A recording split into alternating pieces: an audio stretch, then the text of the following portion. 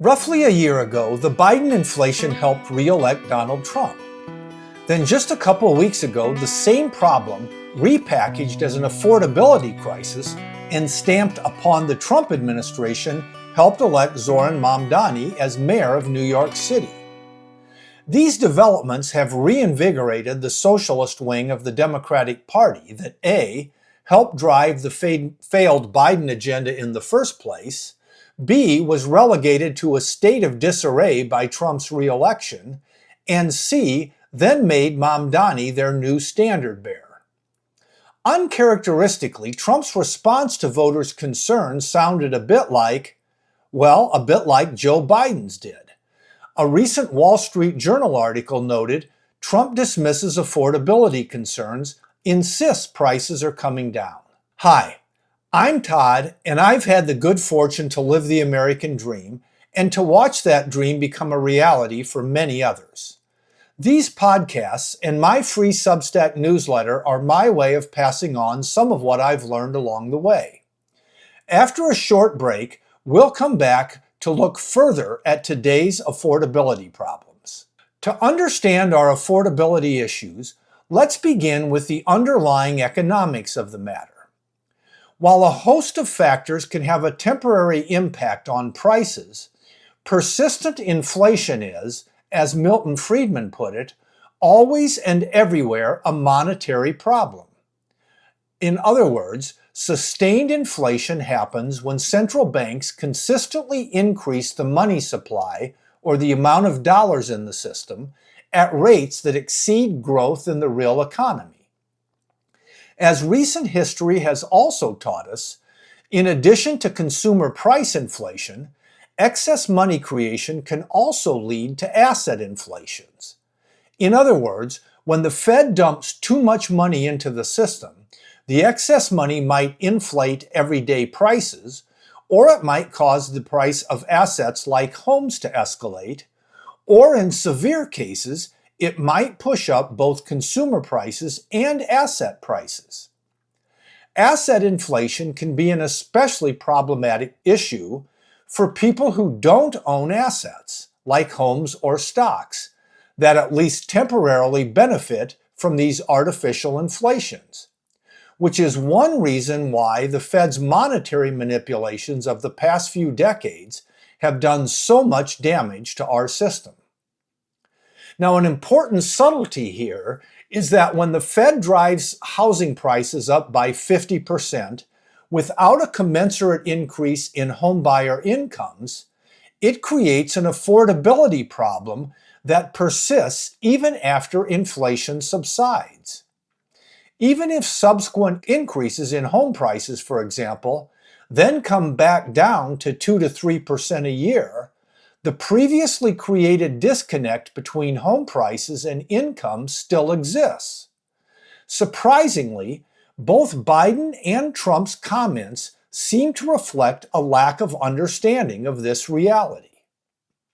Now, historically, large and persistent budget deficits have been a major culprit in pushing the Fed into monetary mistakes.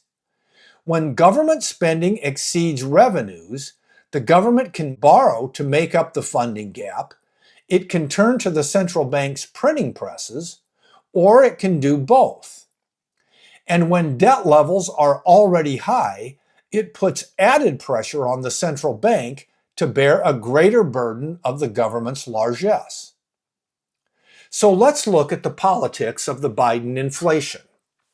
As former Democratic Senator Joe Maddon recently observed on the All In podcast, Joe Biden effectively made a pact with the far-left socialist wing of the Democratic Party to gain the presidential nomination that led to his election in 2020. Even though the economy had already fully recovered from the COVID recession by the time Biden took office, and against the advice of more moderate advisors like Larry Summers, who served under Bill Clinton, Biden agreed to run the largest peacetime deficits in our history. As we now know, this disastrous policy failed to reinvigorate income growth for working-class Americans but it did lead to the highest inflation since the 1970s and pushed home prices up by over 50%, all of which helped create our current affordability problems. There's an old saying that the difference between fiction and nonfiction is that fiction must be believable.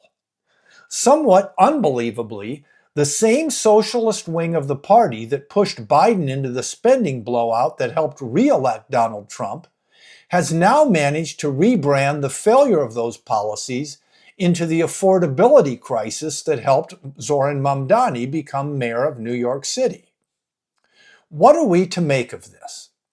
First, while I could scarcely disagree more with Mamdani's policies, give the young man credit for possessing an abundance of political talent.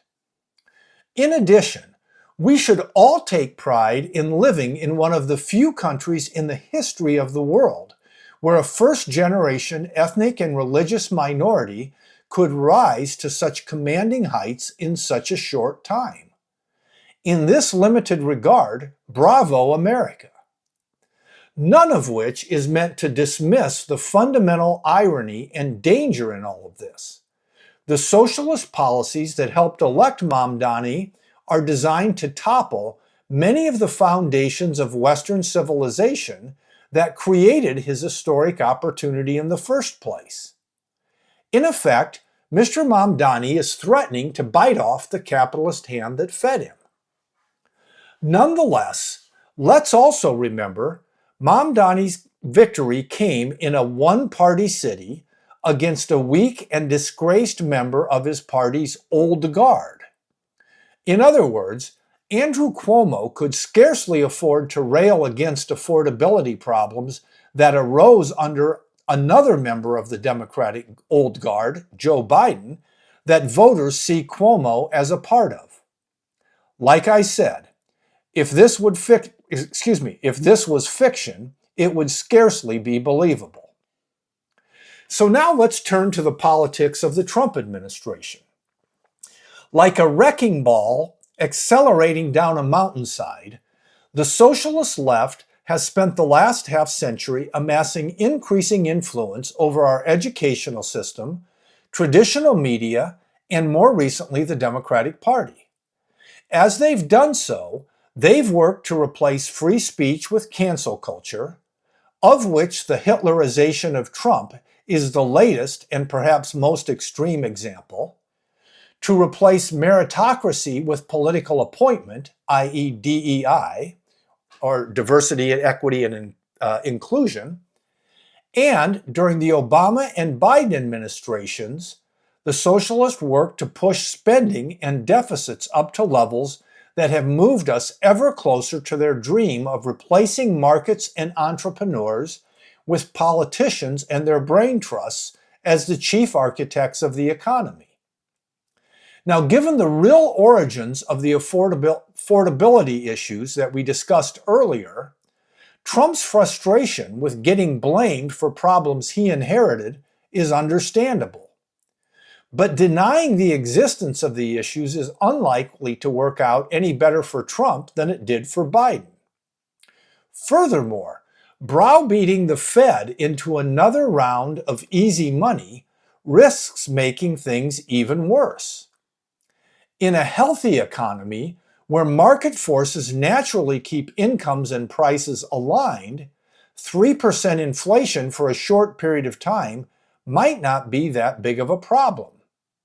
But in an economy already struggling with mounting monetary mistakes, as ours is and has been since the round of Biden inflation we talked about earlier, even relatively small doses of added inflation are like dropping salt into a gaping affordability wound. So what are the policy options to work our way out of this salty wicket?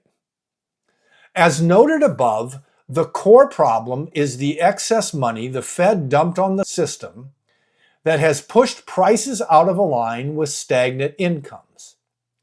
This has been especially frustrating for young people and others who don't own assets that at least temporarily benefit from the Fed's policies.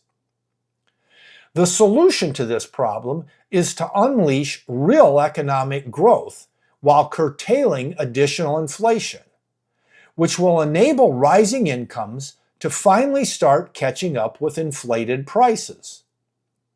Fortunately, the administration has taken a number of important steps that will help with the growth side of the equation, including deregulation, a growth-oriented AI strategy, and preserving the tax cuts from Trump 1.0. Unfortunately, the administration is also pushing the Fed back towards the easy money policies that created these problems in the first place. If this leads to rising levels of inflation, then even rising incomes will be chasing a moving price target, thereby forestalling needed improvements in affordability. Furthermore, Republicans must start to show progress on bringing the deficits down. If this doesn't happen, markets may lose confidence in the Fed's ability to resist further monetizing the deficits, which would cause interest rate premiums, which are the spread between interest rates and inflation, to increase even further. Rising interest rates, if they happen, will impair the inflated asset values, i.e. in the stock market and for housing prices, the Fed's policies have created, which would magnify a related downturn. To summarize, after first backing off its pressure campaign against the Federal Reserve, the administration would be wise to clearly and consistently communicate the following message to America's voters. Today's affordability problems are the direct result of failed experiments in government spending and the money printed by the Fed to help fund the related deficits. The best way to address these problems is to reinvigorate real economic growth, follow sound money policies, and to get our deficits back under control. Returning to an agenda of increasing government-driven solutions to try and solve problems created by the last round of government policies is like pushing the socialist wrecking ball back up the mountain only to have it roll back down again with even greater force, just as it has time and time again in destroying economies throughout world history. Today, we face important challenges, but none that are greater than those we have overcome time and again throughout our storied history. Here's to hoping your day is as bright as America's future. I'm Todd. Thanks for your interest. If you found this helpful, please subscribe and recommend it to at least one other person. If you'd like to learn more and to find links to my free On Wealth and Progress newsletter and my book, please visit my website, toddsheetswriter.com. Thanks again, and have a great day.